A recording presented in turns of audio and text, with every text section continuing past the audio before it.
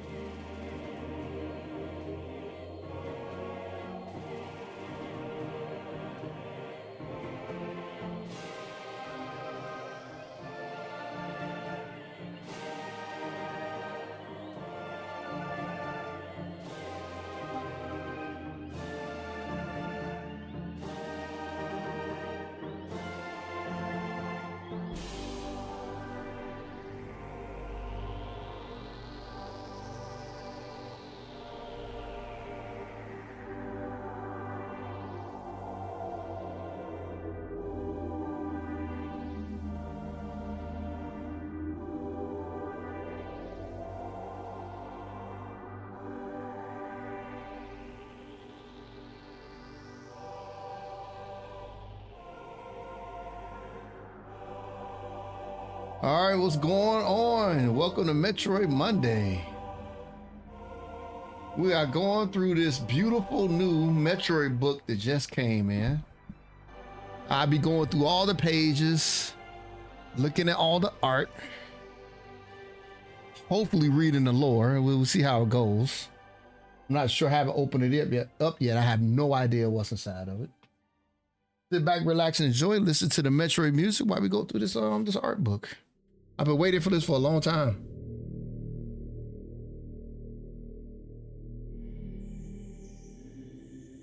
Let's see what's inside.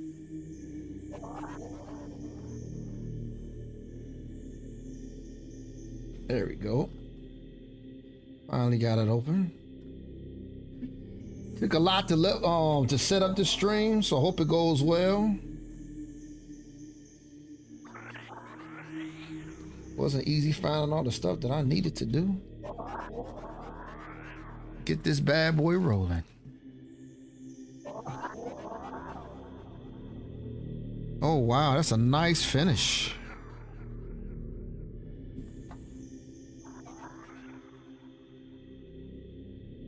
All right. So here on the back, this is the page on the back, and it says Metroid Prime 1 through 3, a visual retrospective developed in collaboration with Nintendo and Retro Studios. This art book showcases concept drawings, sketches, and assorted illustrations from Metroid Prime, Metroid Prime 2, and Metroid Prime 3, and Metroid Prime Remastered. With an extensive range of behind-the-scenes, high-quality artwork, this hardcover anthology spans more than 20 years of game development and includes exclusive commentary from Nintendo producer Kensuke Tadanabe and Retro Studios, printed on premium sheet fed art paper. This book is stitch-bound with a lavish cloth hardcover featuring an etched Samus metallic foil. All right. So what do we get inside? We get covers. It covers Metroid Prime, Metroid Prime 2, 3, Corruption, and Prime Remaster. Includes a foreword by Metroid Prime producer Kensuke Tadanabe. Features a vast array of high quality art and sketches from the developers.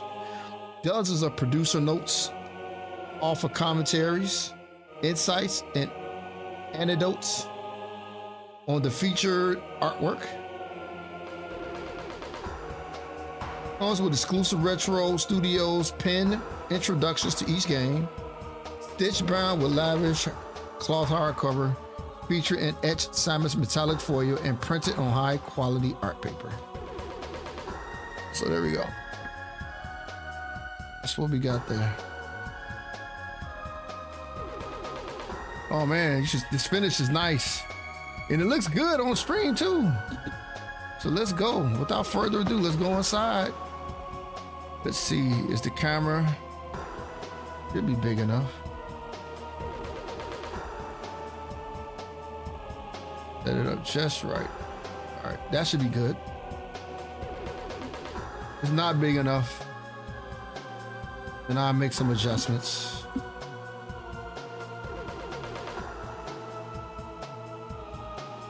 Wow, you can't even see this over here.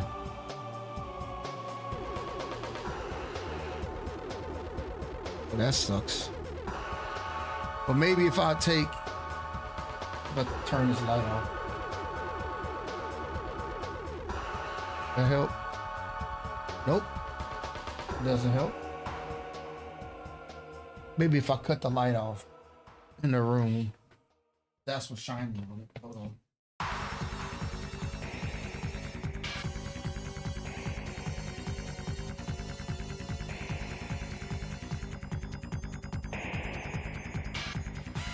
Let's see how that looks. That looks even worse. All right.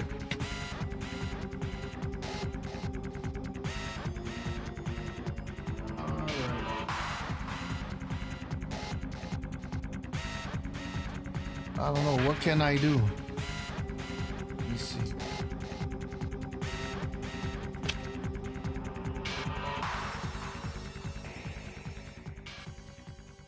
me see.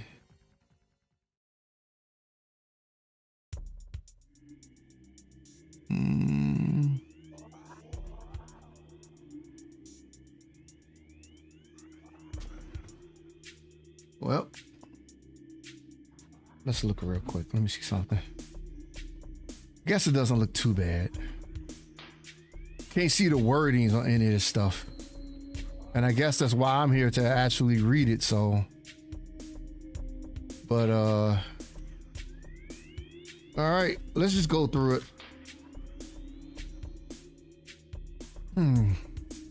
Damn, I hate that you guys can't see that. It's not like you can read it anyway. At least I don't think you can. Hold on. Let me go on. Wait to see how this looks.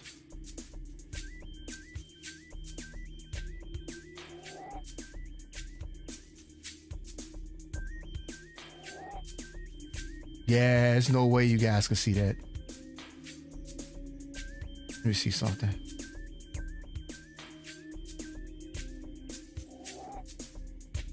Okay, the art you can see.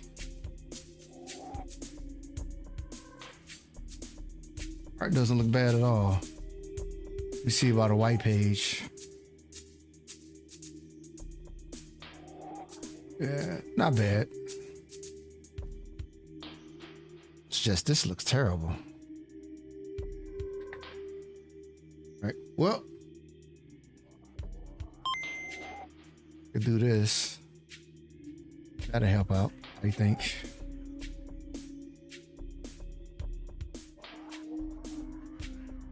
No. Still looks bad. Let's see. I can adjust the camera.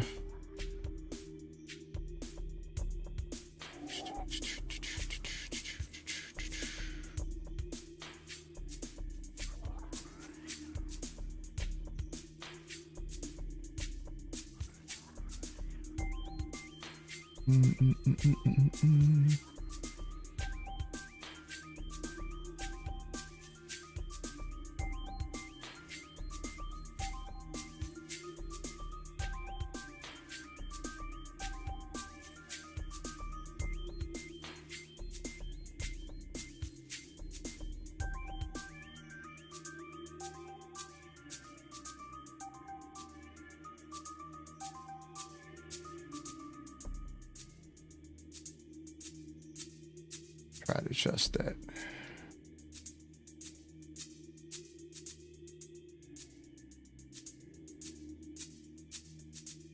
Bigger video.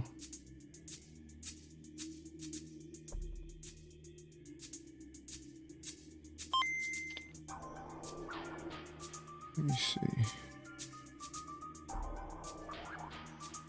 That make a difference? No. Let me see. How about if I turn brightness down? Nope.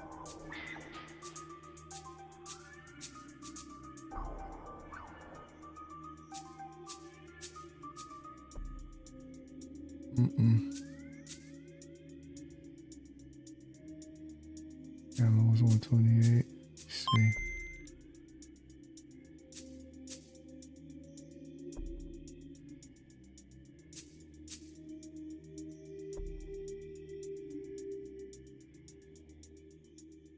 Let me see about white balance.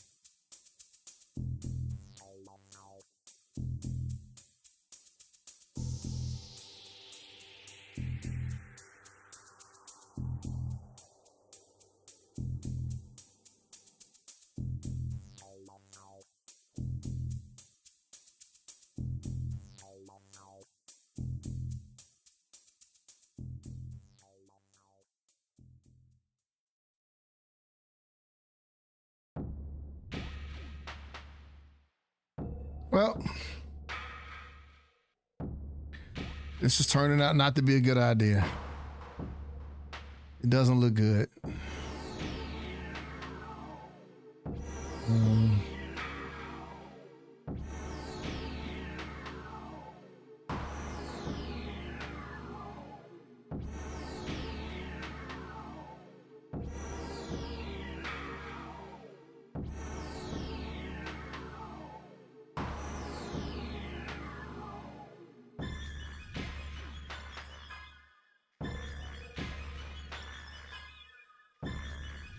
See, the art doesn't look bad. It's the words on the book itself.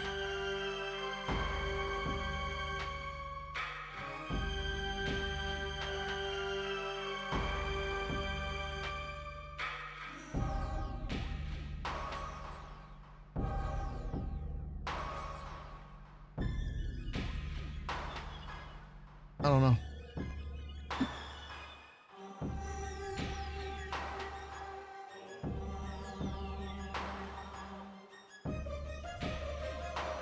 All right, well, you know.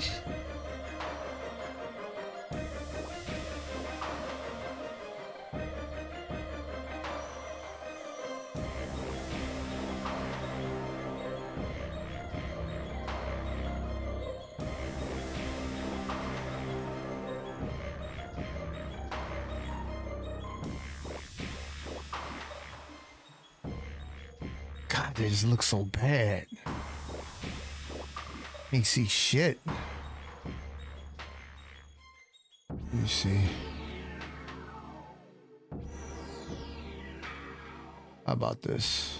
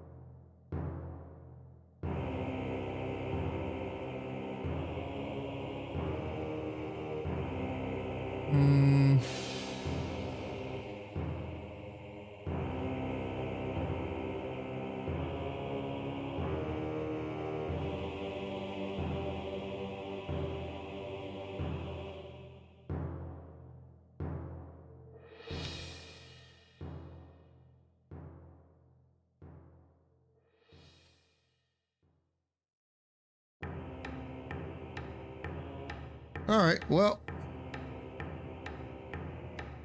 I tried to give you guys an up-close look at it. It didn't look that good. I guess I can do it this way. Let me see.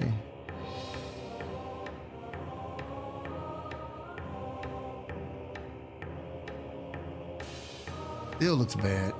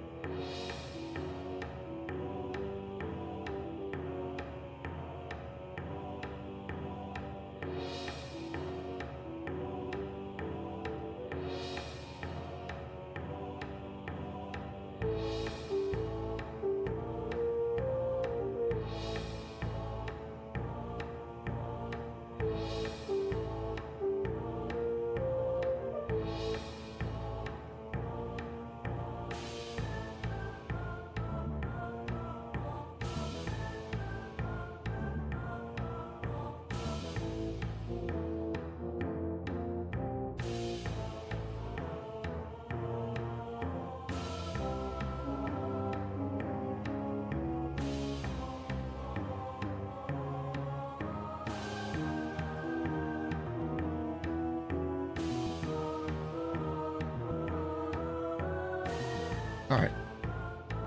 Well, this is about the best I can do. Hope you guys are happy with this. All right, so let's just get going. All right, this is the foreword.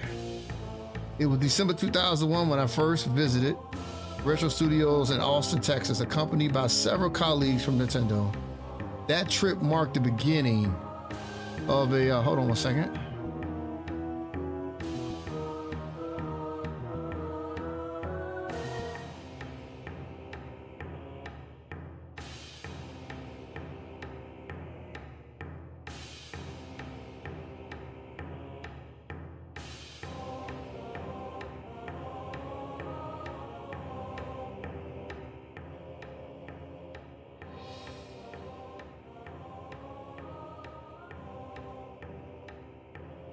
All right. That trip marked the beginning of a close partnership and ultimately led to the completion of the Metroid Prime trilogy. This series stands out as something truly remarkable in nearly 40 years of experience in game development. Thanks to the tremendous efforts of the teams, all three titles attain an exceptionally high level of quality. This was made possible by Retro maximizing the hardware's potential through expert engineering, incorporating countless ideas without compromising to refine game design and setting new standards for graphics in Nintendo titles. I would also like to acknowledge that the Nintendo staff who collaborated with Retro, as well as the fans, for their passionate support of the series. Particularly, without the support from the fans, we could not have made these games into a trilogy. To express our gratitude for your support, we are pleased to present this art book showcasing the visual concepts that laid the groundwork for the cutting-edge graphics that have defined the series. We hope these pages rekindle fond memories of your Metroid Prime gameplay experience. Please enjoy it to the fullest. Kensuke Tadanabe, producer of Metroid Prime series. That's his word to us. So here's the table of contents. It's pretty simple.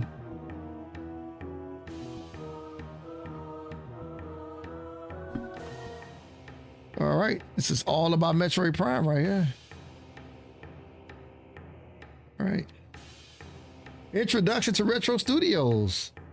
Developing an iconic 2D franchise like Metroid as a first-person 3D game for Metroid Prime presented many opportunities for pushing the series' artistic explorations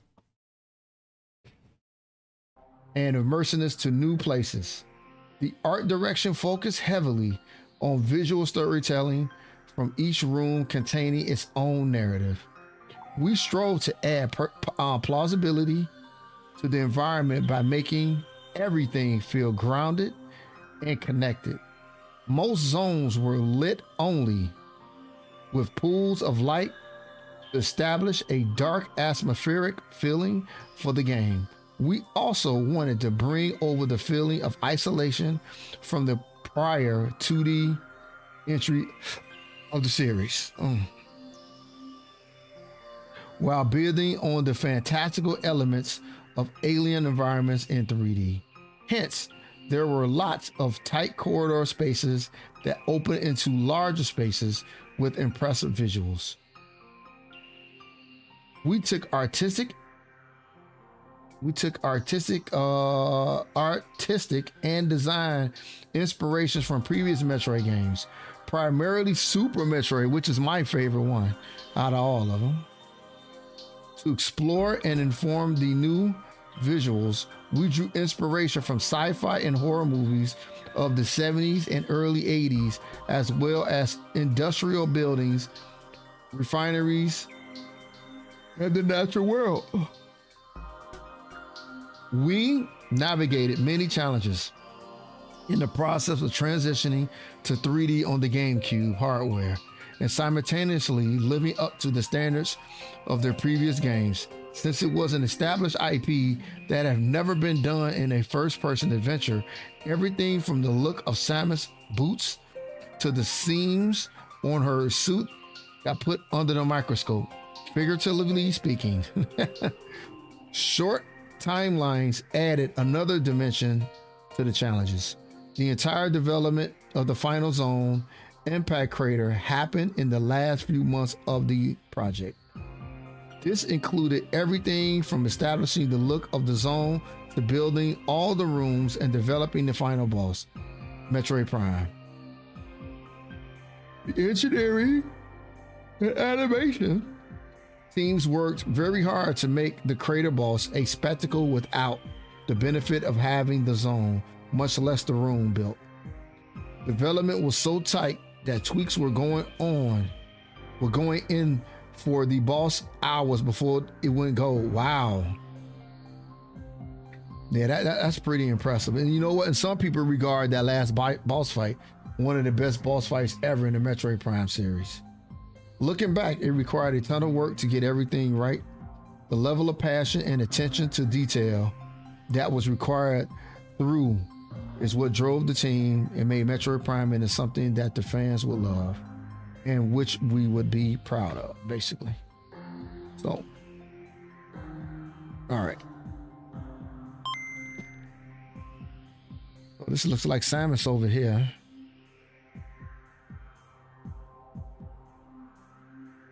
A fetal position. Cool art right here.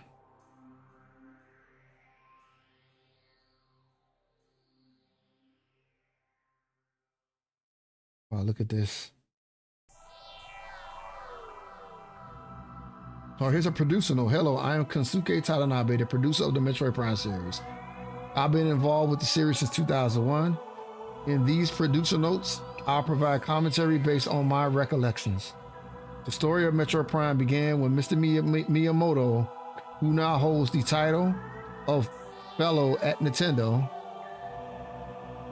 indicated that the FPS title under production at Retro Studios in 2001 should be developed as a Metroid game. While the task of bringing Metroid 2D World to 3D was left largely to Retro, Nintendo proposed the visor system to take advantage of first-person perspective. And knowing Miyamoto, he probably didn't want this game to go 3D.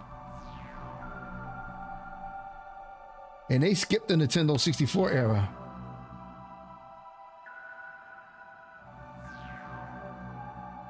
Here's a power suit. Yeah, this is the Metroid Prime power suit.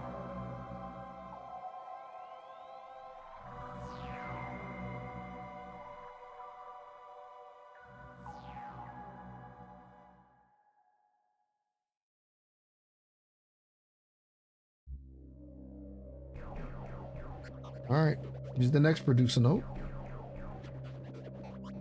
The idea of the power suit was proposed by Retro. One of the main elements in Metroid games is Samus expanding her range of exploration by acquiring new abilities. However, if she starts with no abilities at all, the gameplay options become limited in the early stages, and this could lead to significant frustration. I agree with that. To improve the gameplay experience at the beginning of the game, we decided that players should start with certain abilities from the start, which are then lost due to an accident. By having the player regain them over time, we aim to recreate the core gameplay of the Metroid series. She always has an accident in every freaking game. Ooh, look at that. That's the Varia suit right there. The Varia suit adds increased heat resistance to the power suit. The modification increases Samus' defensive shielding, while the Varia suit can handle higher temperatures than the normal. Extreme heat sources and heat-based attacks will still cause damage.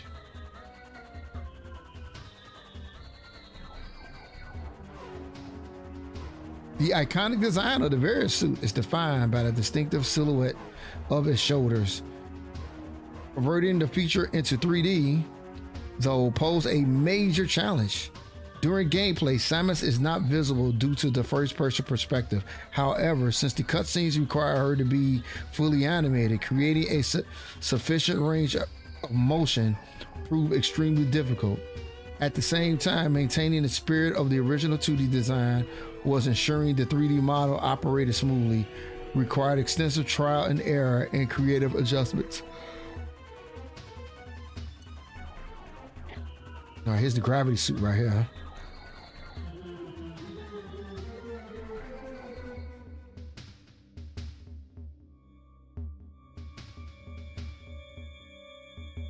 Concept art is dope. This is with the grappling hook right here. All right, the gravity suit. The gravity suit eliminates the effects of liquid on movement. The modification improves Samus's defensive shielding. The gravity suit allows for improved movement in liquid environments, but does not reduce damage delivered when exposed to hazardous fluids. Visor modifications in the gravity suit make it easier to see underwater.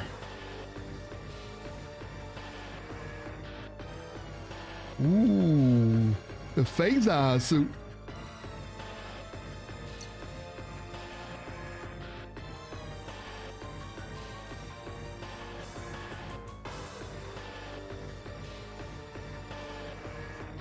Looks badass, man.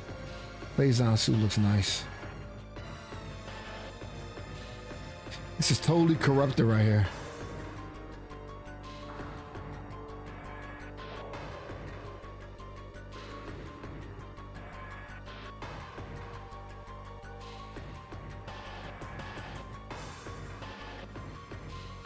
With this alien structure all on the suit.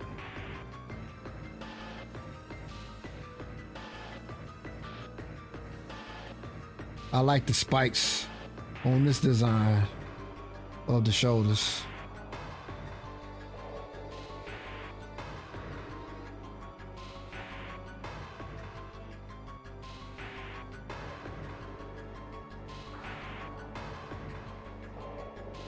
All right, here's the arm cannon. Oh, these are different forms of the arm cannon right here. Different designs. This arm cannon looks sick, the one all the way to the right. Yeah, me too, man.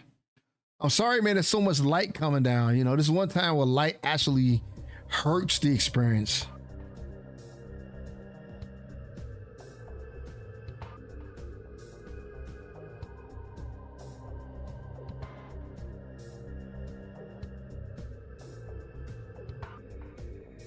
Here we go. Here's the grapple beam setup. And I know they had a lot of problems with the morph ball setup right here.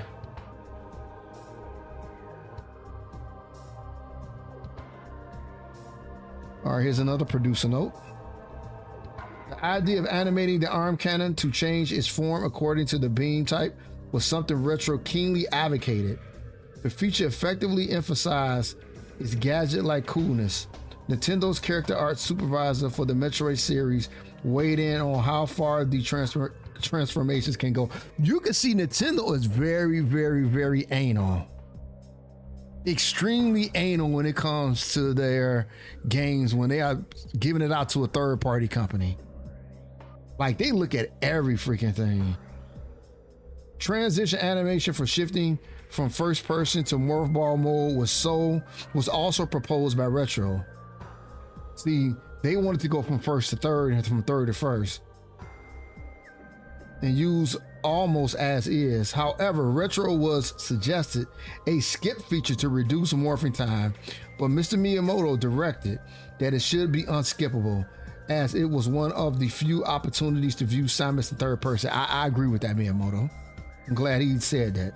Retro also proposed the mechanic of rolling through half pipes in morph ball mode. Initially, Nintendo was skeptical, questioning whether it would actually be fun. However, Retro responded, "Please try it out first before deciding," and submitted a prototype.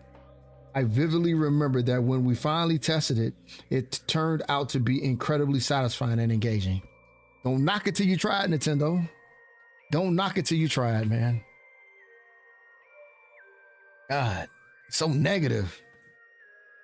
You know?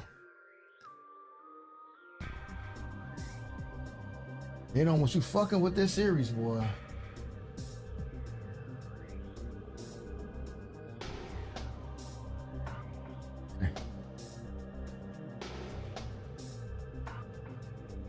bosses. Here we go. Parasite Queen. Yeah, I remember this boss right here.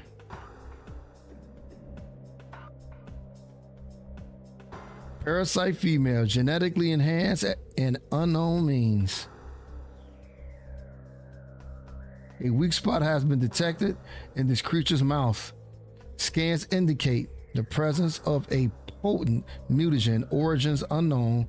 Creature exhibits the ability to fire weapon-grade blasts of energy from its mouth, a trait not present in the standard parasite genome. It appears the pirates have begun a bioengineering program with considerable results. Flagara. Oh, Flagara, that's that plant boss right here. That's that annoying. That's at the beginning of Metroid Prime. The mutant plant is the source of toxic water in the ruins. Flagara's growth cycle. Ooh, just popping in for a minute. Yeah, man. Yeah, absolutely. Flagara's growth cycle has been radically accelerated. As a result, it requires near constant exposure to solar energy to remain active. The exposure has made Flagara's outer shell thick and durable. Its lower root system is unprotected and vulnerable, however. Yeah, man, have fun with the family, man. That is amazing. Thank you for stopping in. I had to go through a lot, man, to get this live stream up today, man. Still not happy with it, man. I'm not happy with the screen, but it is what it is. I wish I could have gave you a closer shot, but when I give you a closer shot, it really like shows the light deficiencies in the camera.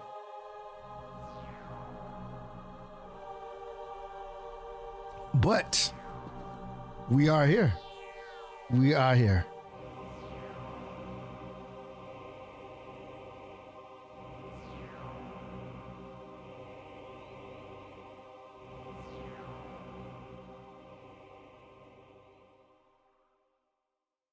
What are you talking about?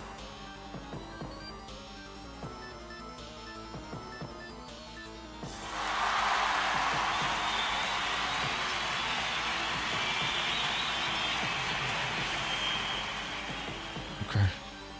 All right. Omega Pirate. I remember him. Oh, Meta Ridley. All right, so Omega Pirate, most powerful of the elite pirate forces. Omega Pirate can become invisible to normal sight. It is vulnerable when cloaked, as all energy is drawn from defensive systems. By exposing itself to Phazon, it can regenerate damaged tissue and organs. Considered the pinnacle of the elite pirate program, the enemy should be handled with extreme caution and maximum firepower. Yeah, I think it was a fucking pain in the ass. All right, here's Meta Ridley, man. Look at all this art down. It looks cool.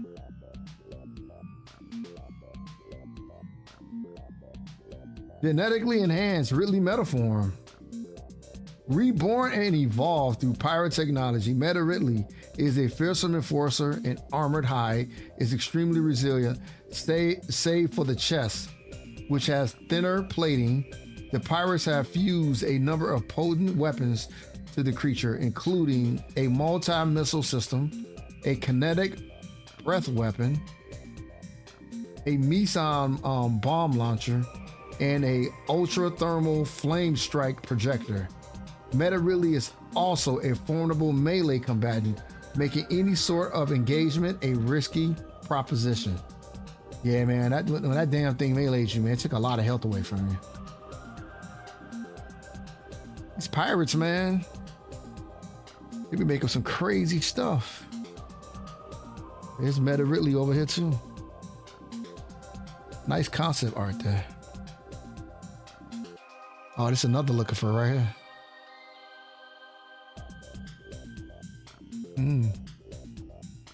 All We got another producer note right here. Meta Ridley seemed to be a favorite of Retro. The idea of him leaving a strong impression early on and then serving as a cinematic boss fight later came from Retro. A great deal of energy and time was spent on discussions and considerations about how to make the boss battle both a satisfying, challenging experience and something that would excite players.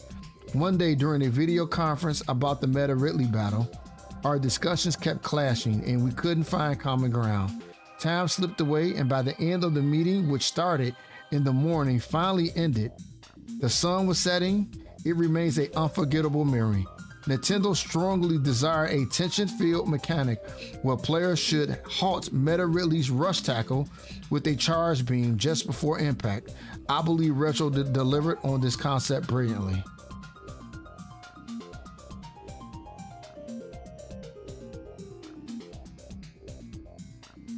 Well, if Nintendo was so protective of this series, why the hell we don't know nothing about Metroid Prime 4, bro? It's pathetic, man.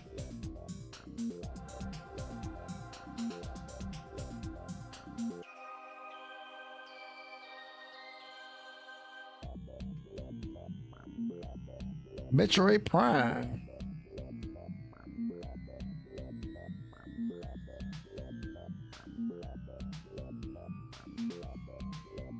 Highly evolved phase-on producing life form. The aberration known as Metroid Prime is the source of phase-on, making it immensely powerful. A genetic flaw makes it susceptible to certain weapons for brief periods. Only its head is truly vulnerable.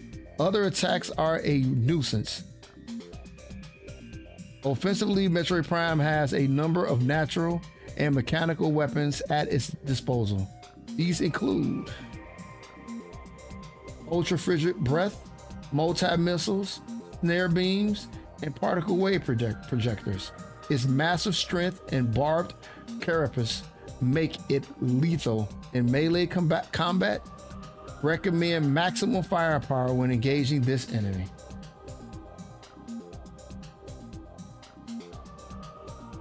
Yeah, Metroid Prime was a pain in the ass, man, at the end.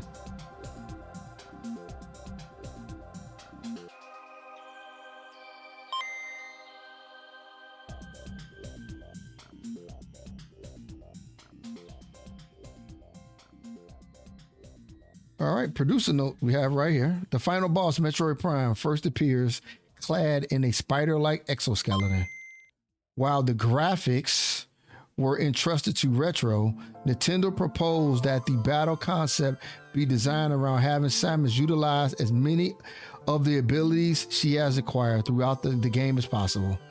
We believe this approach would provide the most satisfying experience for players in the final battle.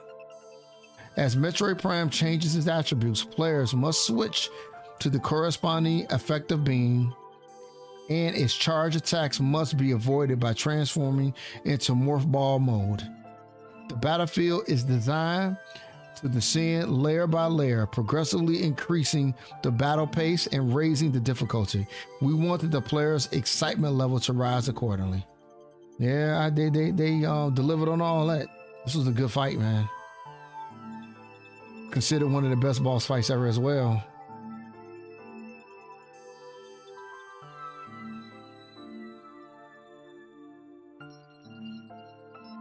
Yeah.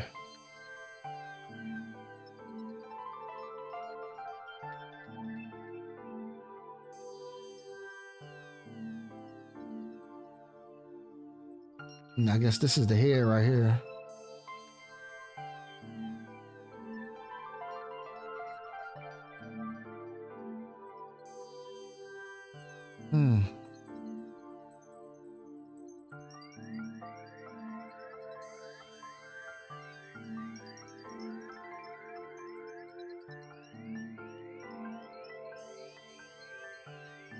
All right, producer note.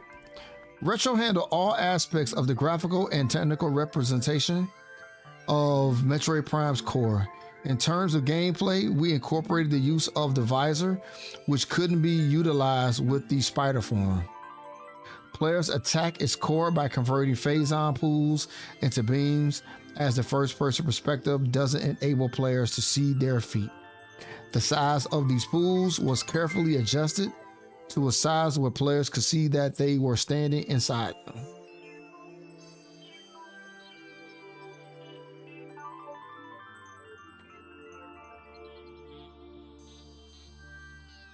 Here's Zoomer.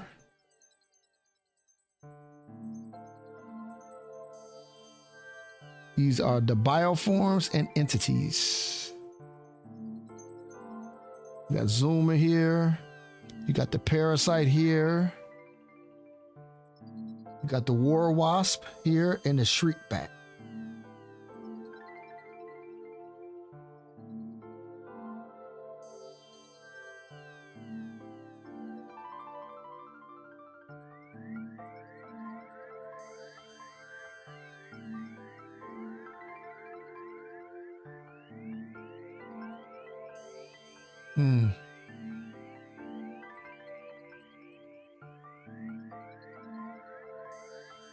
Triclops.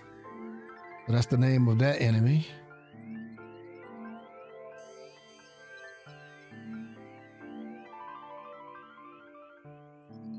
Yeah, these are the puffers.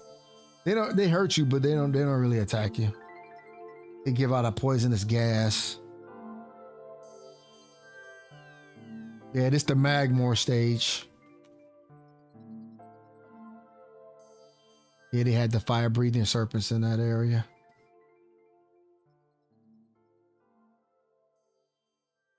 Flickerbat.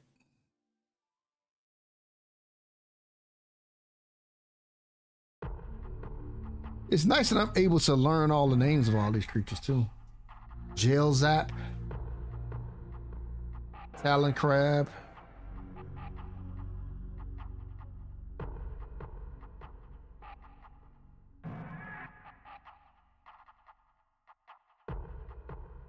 And here's Sheegoth and baby Sheegoth. Producer note, the Sheegoth might be a quintessential example of a design revised to align with its functionality. With the final in-game model, extraneous elements such as the additional limbs in the concept art were removed. By contrast, features critical to gameplay, like the visual effect of its breath, were emphasized, and it came to more closely resemble the baby Sheegoth in appearance. The original concept art included both fire and ice archetypes, but at the time, Nintendo was only presented with the ice version. That likely reflects an internal narrowing down process within Retro. Ooh, they did something without Nintendo knowing about it, huh?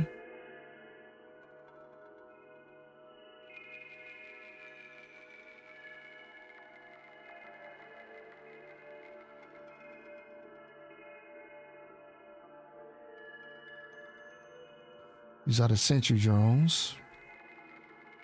And these are the space pirates right here.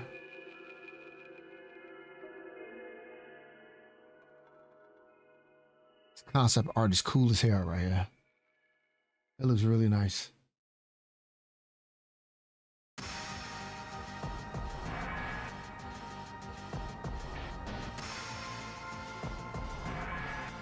Oh, here's the troopers.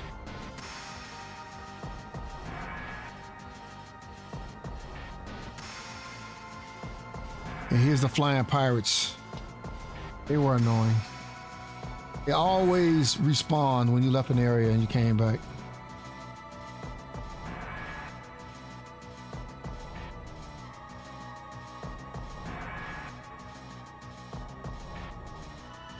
Here's the elite pirate.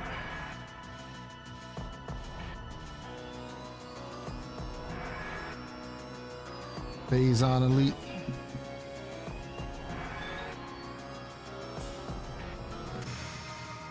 Oh, here are the Metroids. Here they are.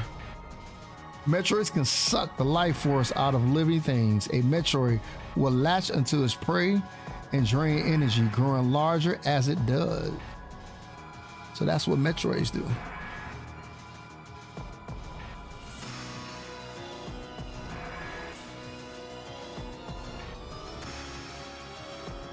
here are all the creature concepts. This creature looks fucking, it's like a monkey or something.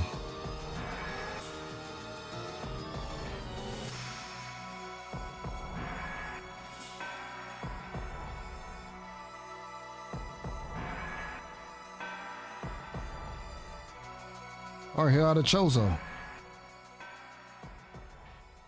The history of the Chozo stretches back into ancient times, so far into the fog of the past that we know not where our ancestors came from. One thing is clear, however, the Chozo who colonized Talon 4 made a conscious choice to eschew a civilization of advanced technology. We Chozo chose to live in harmony with nature, guided by the providence of the universe.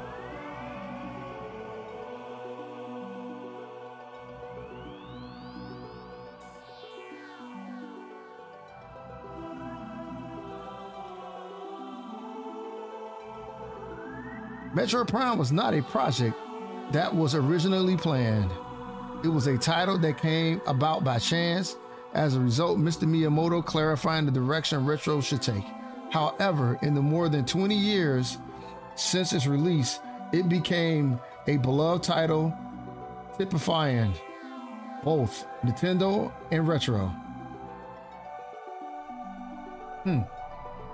In a way, it could be called a miracle. As I look at the concept art in this book, those are the thoughts that come to mind. Yeah, it sounds like them and Nintendo was really not on the same page. Environments. Okay, so this is a map. This is the world map of Metroid Prime.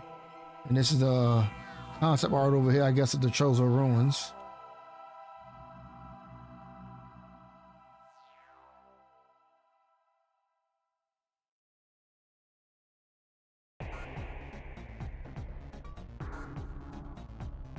Here's all the concept art of Magmore Ruins. Vendrana Drifts, which is a beautiful area.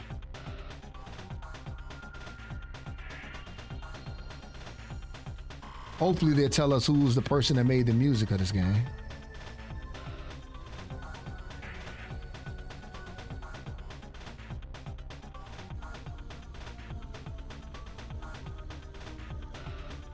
Phazon Mines, Impact Crater.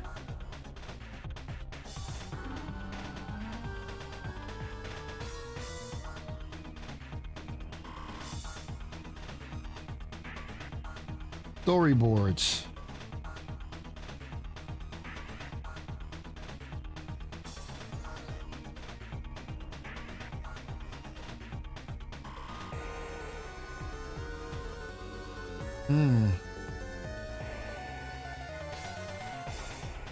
The hell is this over here?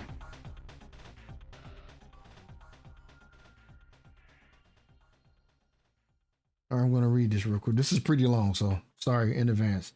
Dark Samus is one of the most iconic and significant characters in the Metroid Prime series. However, this character wasn't planned from the beginning. The idea emerged during the later stages of Metroid Prime's development.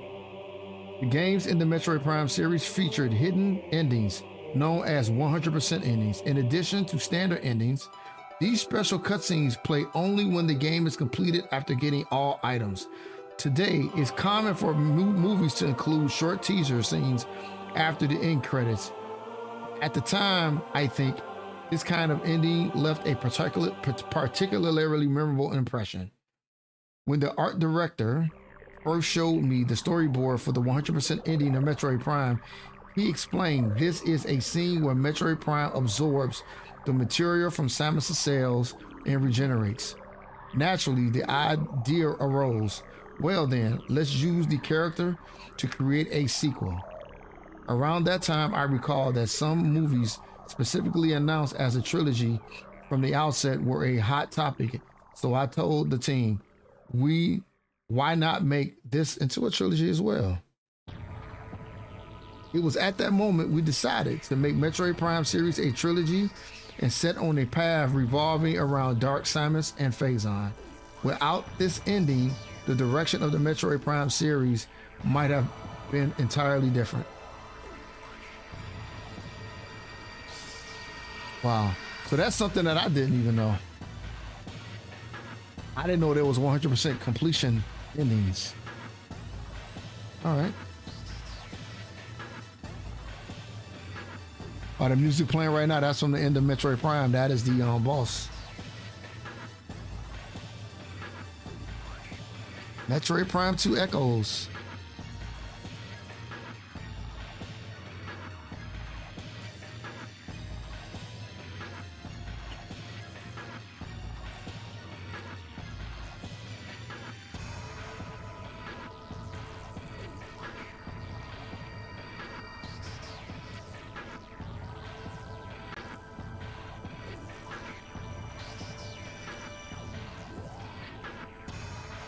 All kind of different colors of the various suit at the bottom. That's even a purple one. That purple one looks sick.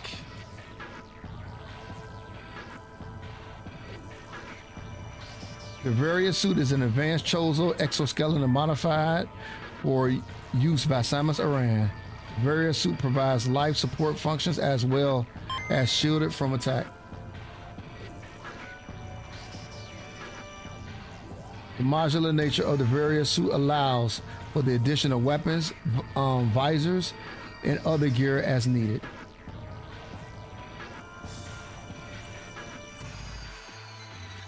It's the dark suit right here.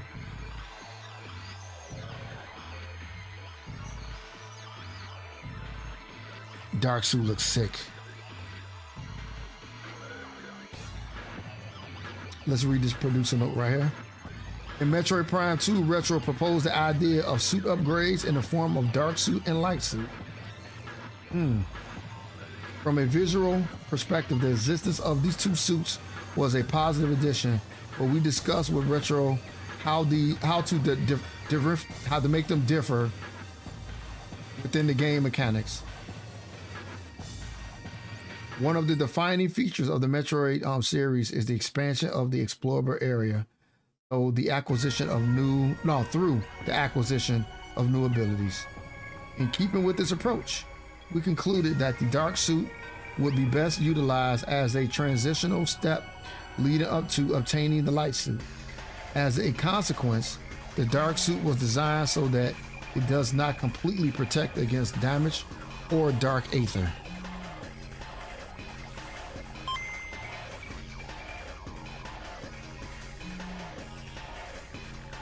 I love the light suit, man. Light suit looks so goddamn nice.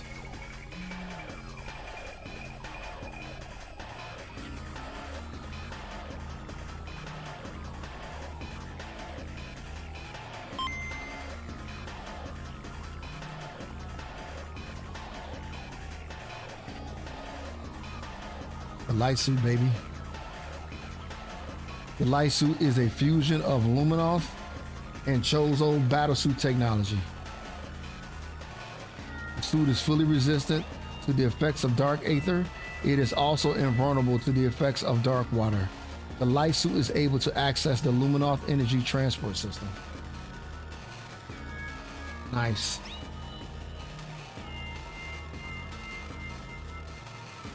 The visual designs for the dark suit and the light suit were entirely original to the Metroid Prime series. Metroid Prime 2 series, as they had not appeared in the series before, so they were primarily created by Retro. Of course, they were supervised by Nintendo artists, but the resulting style ended up being quite distinctive.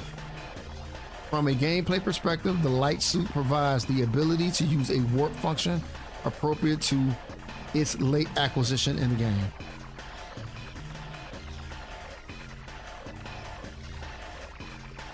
Huh.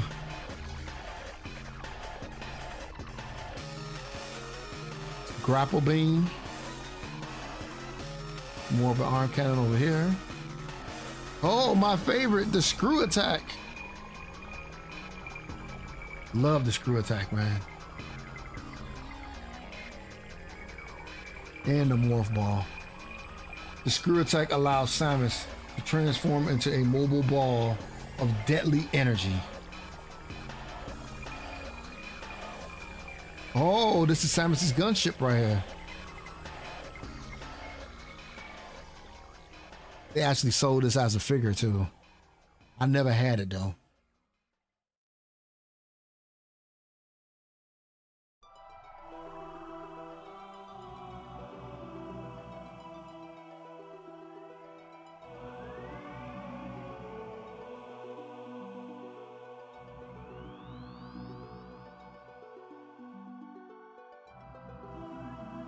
Here's some of the bosses. I don't remember these bosses. Boost Guardian. Grapple Guardian.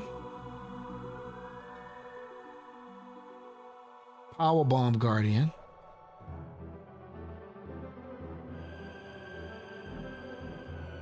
Amorbus. Dark Amorbus.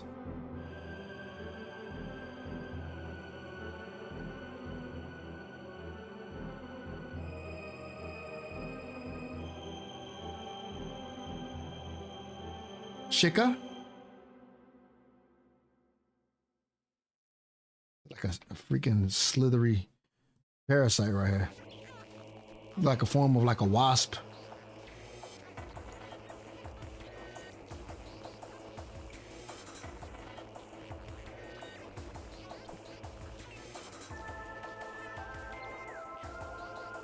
Quadraxis.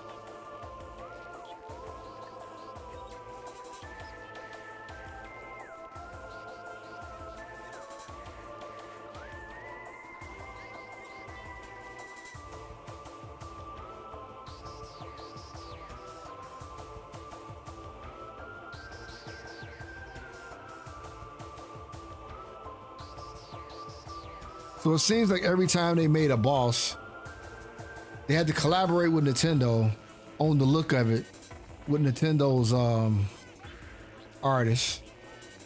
And then they had to submit like the boss fight notes before they actually made it, looks like. So Nintendo can approve it. Emperor Ing.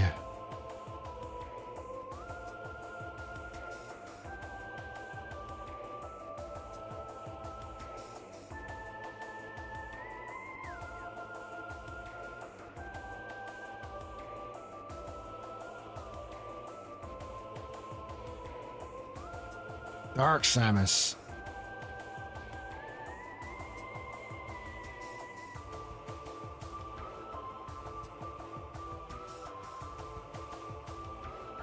After the completion of Metroid Prime, the decision to include Dark Samus in the next title had already been made. The concept artists likely began exploring ideas for the character very early on. Later, as the Light and Darkness theme was adopted as the core concept for the game, and the narrative to support that concept was created. I imagine the visual design of Dark Samus gradually took shape alongside these developments. As for the final appearance, Nintendo did not provide any specific feedback or requests, so we fully embrace Retro's ideas.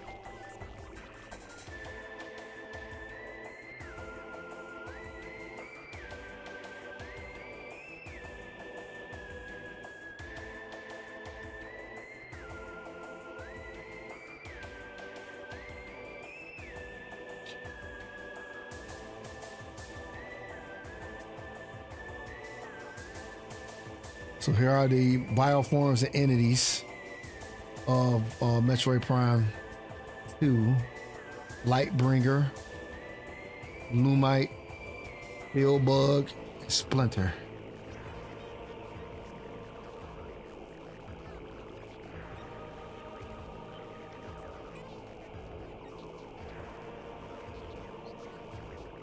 Raleigh, Freaker, Crocus, and Bridgie.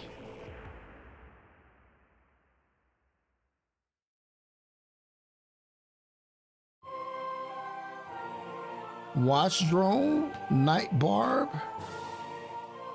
Mechanobite, Octopede, and Darkling Tentacle.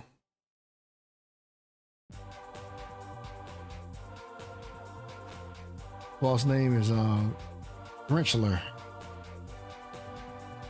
And Blog is on this side.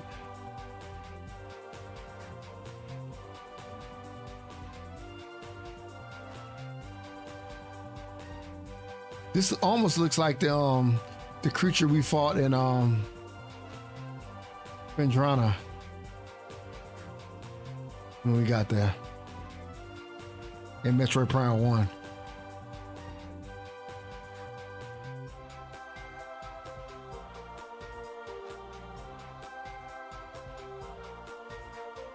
So this is Ing, Hunter Ing, Wow, these concept arts look freaking sick.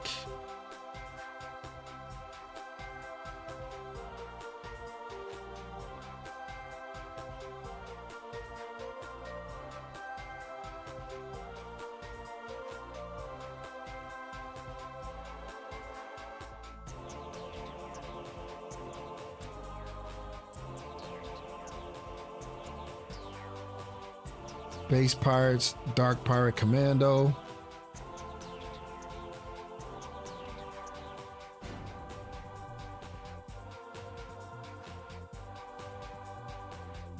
Oh, these are the Federation Marines. Oh, they might show a Federation force in here.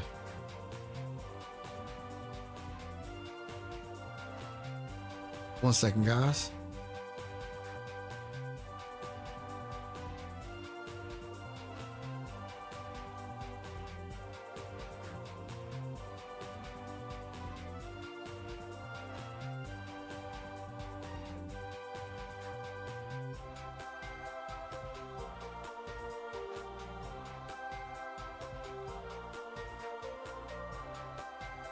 Sorry, my eyes are itching. My bad.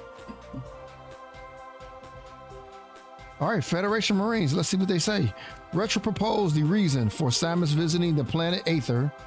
The setting of Metroid Prime 2 could be a mission to rescue Galactic Federation troops.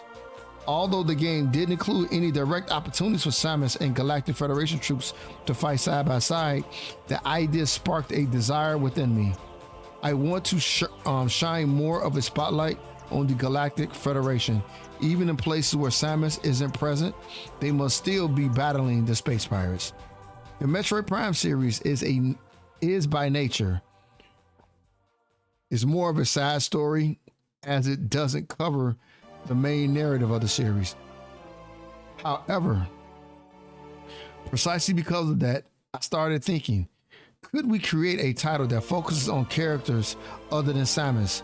The idea eventually came to life over 10 years later as Metroid Prime Federation Force.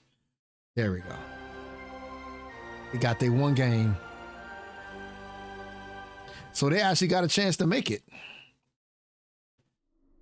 Luminoth.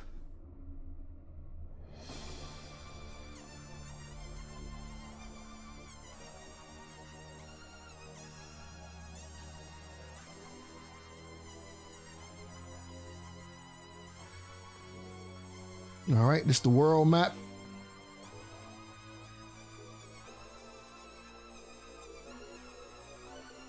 While working on level design, I employed the analog, non-digital methods that Mr. Miyamoto used. This involved printing out the entire 2D map on a large sheet of paper, posting it in a meeting room, then writing down necessary information or attaching notes directly to it. This method, where we could look at the whole map during discussions, was very convenient and very easy to understand.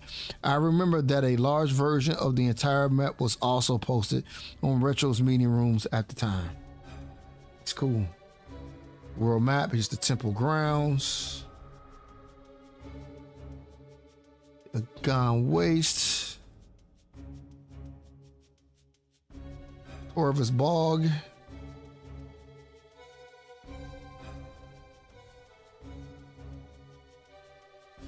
Ing Hive.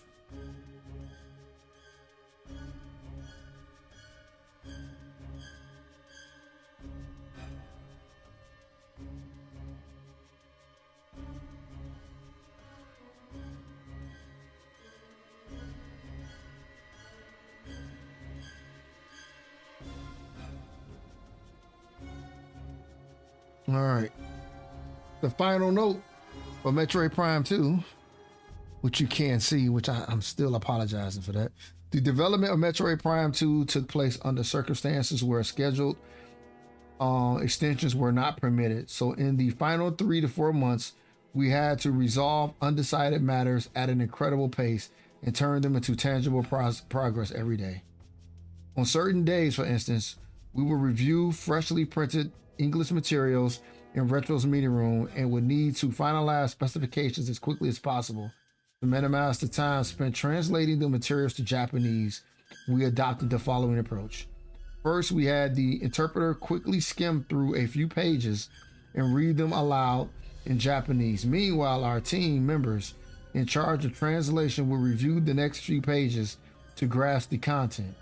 Then we would switch roles with the interpreter, and our team would continue reading aloud in Japanese. During that time, the interpreter would once again skim a few more pages ahead to understand the content, and on it went. In this way, we used verbal interpretation and understanding the materials and made final decisions about specifications on the spot. We also had instances where we would play a freshly completed sub guardian in an engineer's personal office and adjust the parameters on the fly. During such moments, I would declare something like, all right, let's overclock our brains now. Retro completed the multiplayer mode without compromising on quality, even under such challenging conditions. Being of its time, it was designed for local play, so the number of players who actually experienced it might not have been very large. If it was remade, I would be delighted for more people to have the chance to experience it. Well, I'd like to put some time into the multiplayer for Metroid Prime 2, but not many people played it. I didn't play it. This was during the big boom of multiplayer, so who's playing anything, local play?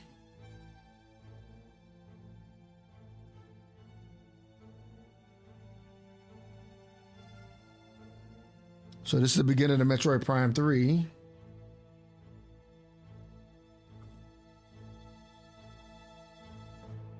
It's gonna be interesting because this is the one I didn't play.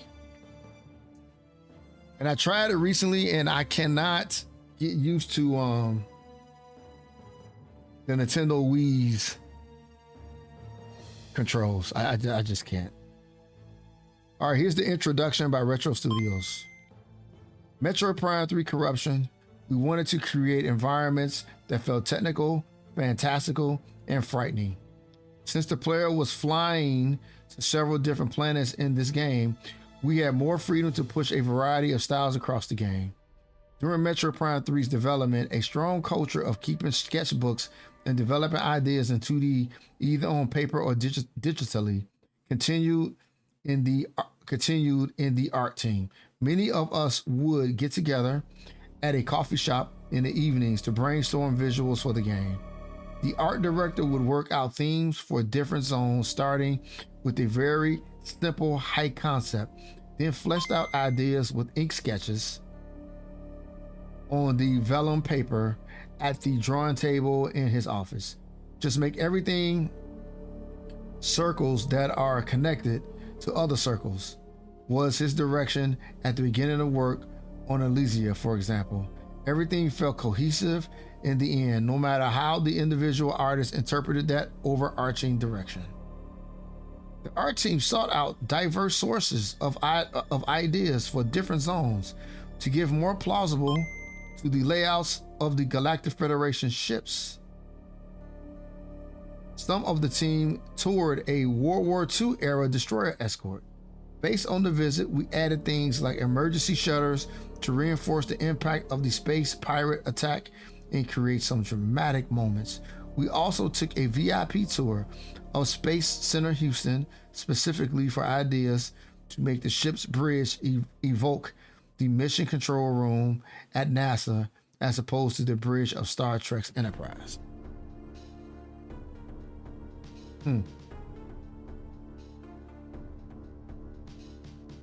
Okay. Here's Samus, Metroid Prime 3.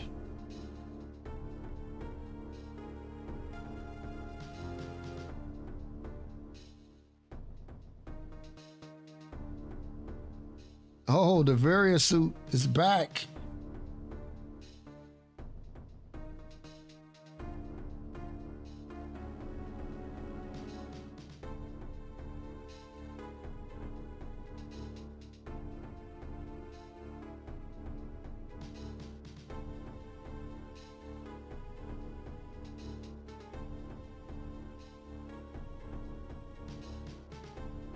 Hmm. Good looking design there, man. This art is nice right here. Very nice. Oh man, they went all out on the art on it. Look at this. The pad suit.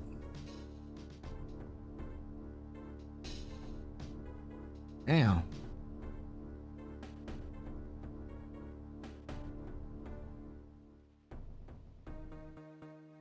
Zero suit. Let's go.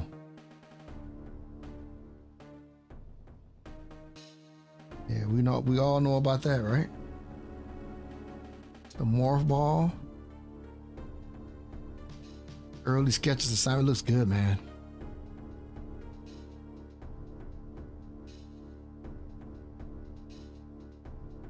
So many different type of arm cannons. Phazon, Nova Charge, Plasma, Power, Missile Discharge. Got the grapple beam here. Hunter class gunship.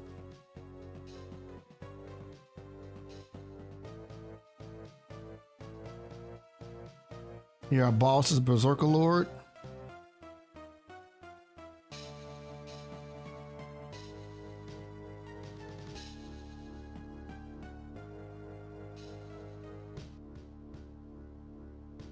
Correct Beast. Majinar. Yeah, I need to go through Metroid Prime 3 Corruption, man. The Steam Lord here. Helios.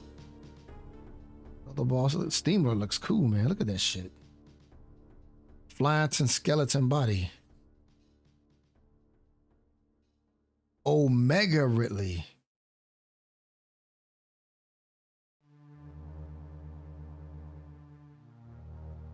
Damn.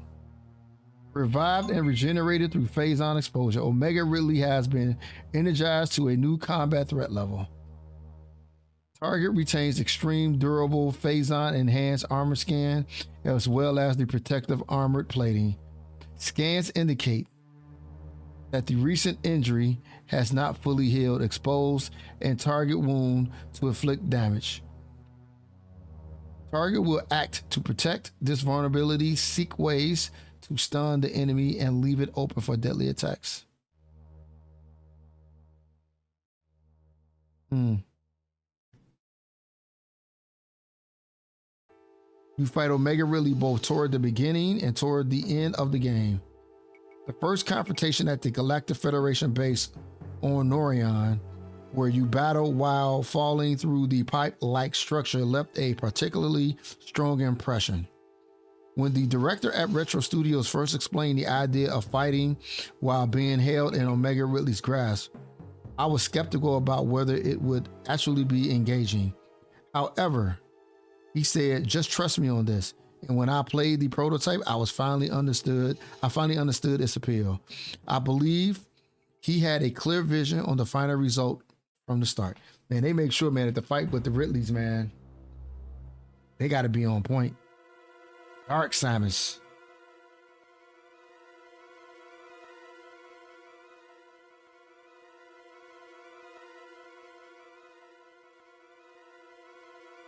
Aurora Unit 313.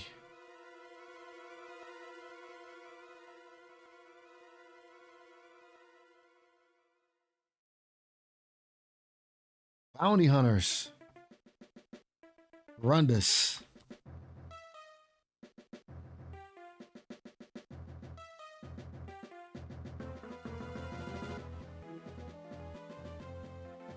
Galactic Federation data. Bounty Hunters coming after Samus. Guess this is the Bounty Hunter Gore. This is the Bounty Hunter Rundus.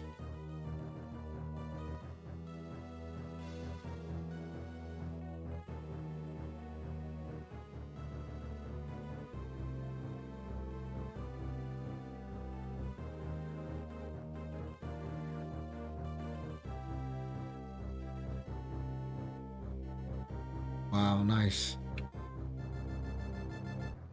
All right, here are the bioforms and entities.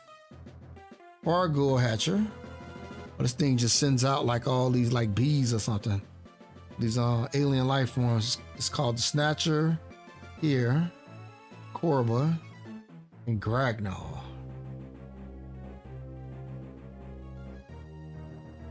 Warpound, Night Barb, Reptilicus,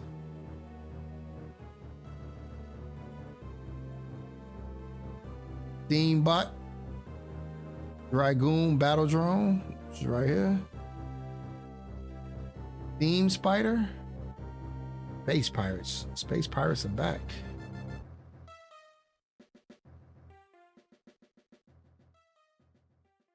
Retro Trooper here, Crawl Tank, the Jolly Roger drone, and then these are Phazon Metroid right here. Look pretty cool.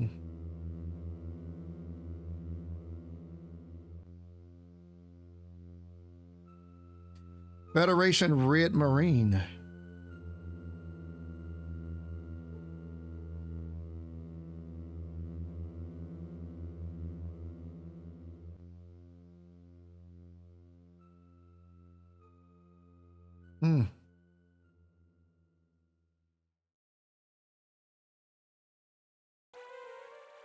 All right, we coming pretty much toward the end of the stream. Once I finish this Metroid Prime 3 segment, I'm gonna get out of here. I really enjoyed you guys hanging out with me. It's Olympus class battleship here. The planet Norion over here. Here as well.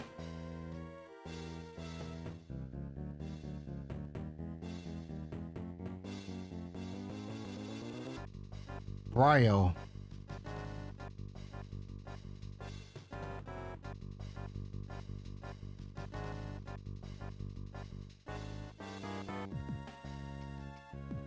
Elysia. The next planet. Concept arts are nice, man. If you don't have it, man, pick this book up, man. It's really, really, really nice. Be nice to go, you know, play the game, beat the game, and come back and look at the retro perspective. We got part 4 coming out in a few weeks. In like 4 weeks, actually. Pirate Homeworld.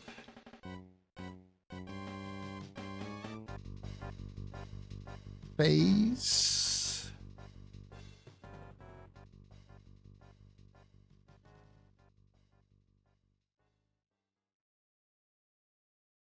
And then it goes into Metroid Prime Remastered. We'll probably do this on a later live stream that's coming up. I thought maybe they might have something on Metroid Prime 4 in here, and I guess they don't.